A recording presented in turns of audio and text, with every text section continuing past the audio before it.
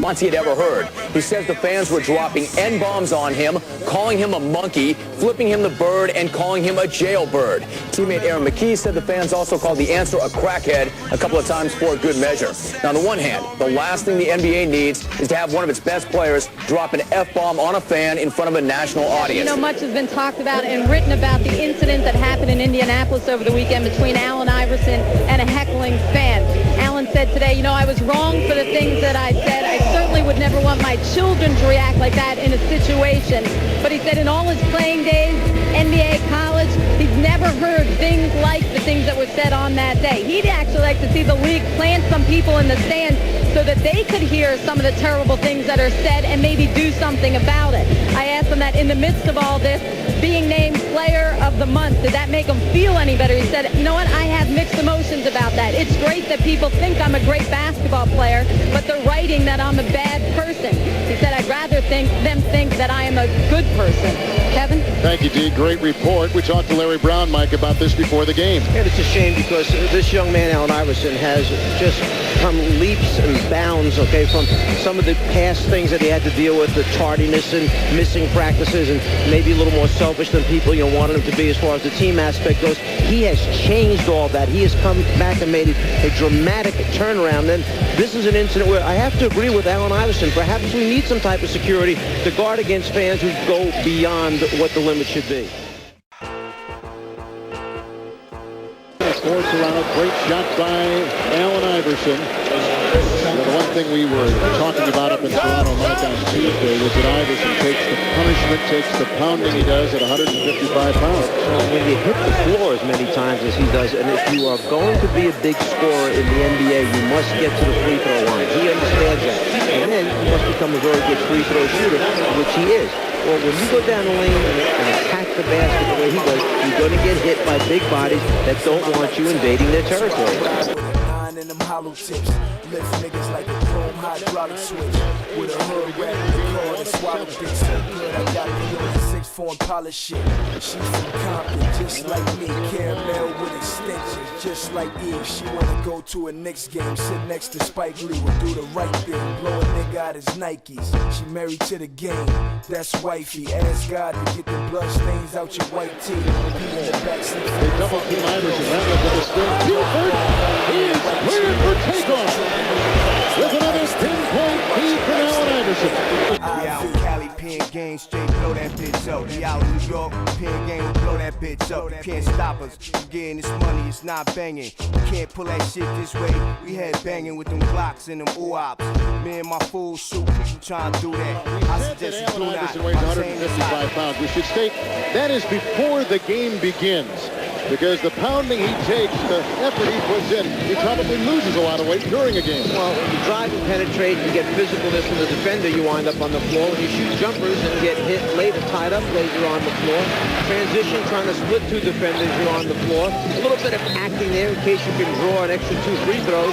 And then once again, inside with those big people, you find yourself on the ground a lot of times, which winds up with elbow pads and knee pads and stitches on your eye. Like in the world's most infamous first infantry. Pen game straight, blow that bitch up. Mixed with the ALC. The officials over on the sideline before when Allen got tied up and there was no call.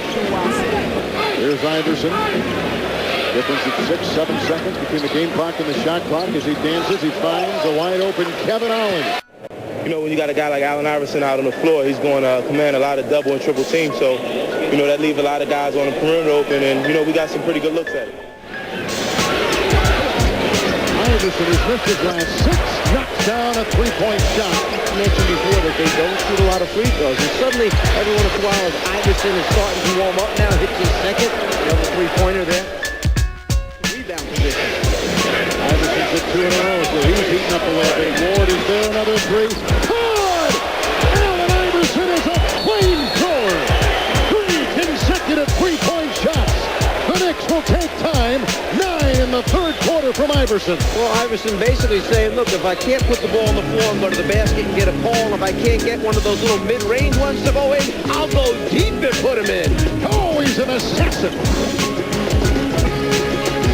3 bombs. He he just threw up. A little three-point package for us by Allen Iverson. First he goes down the deep left corner.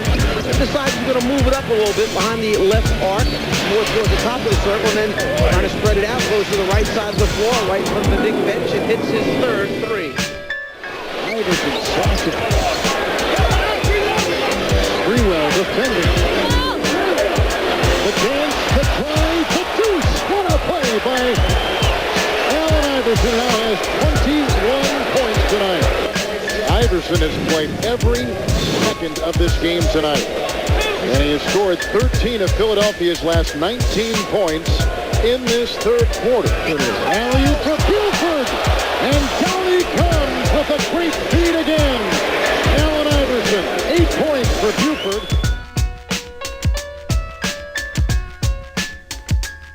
Iverson hits another jump shot.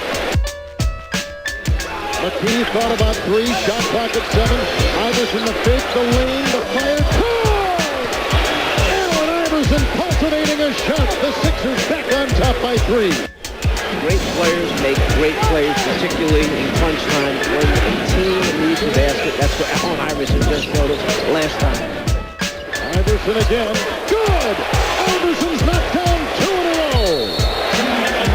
Tries to affect the shot from the side by challenging Iverson. Never loses concentration. And then when he starts going between his legs, he gets the defender back. Just far enough to create space, step back, clean look, bottom of the net. And he's played every second tonight. He has not been pulled once. He began the game 1 of 7. He's got 31 in the game and 23 in the second half. So we can't say that fatigue is setting in. What did change for you offensively? I just, I kept trying to make a conscious effort to keep getting to the basket. I was getting knocked down to the floor over and over again. I couldn't get to the line. And, it was kind of frustrating me because, someone that goes to the basket as much as I go to the basket and much punishment I take, I feel I should go to the line when I get fouled.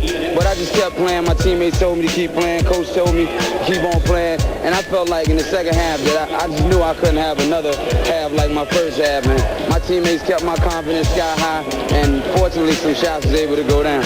Allen, a guy like Latrell, who, give 5 inches to him, and he is a very good defender. Does he make you have to make different decisions offensively? No, I like when bigger guys guard me because I can go by them easier. And I like when small guys guard me so I can shoot over them. So, it really doesn't matter who they put out on me, in this point in my career, and it's not saying it to be overconfident or big-headed or anything, but I feel like the only person that can stop Allen Iverson is Allen Iverson. And, in the beginning of the game, that's what I did. In the second half, I was able to hit some shots.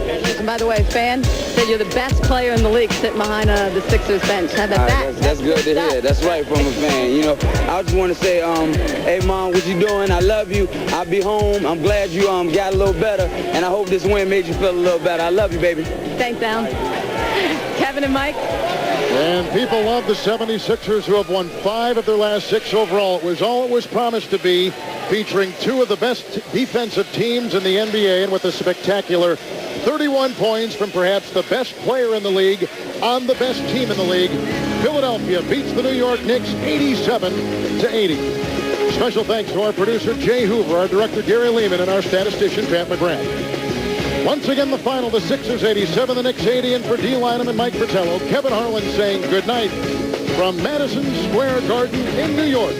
Coming up next, it's Inside the NBA with Ernie Johnson, the Jet, and Charles Barkley.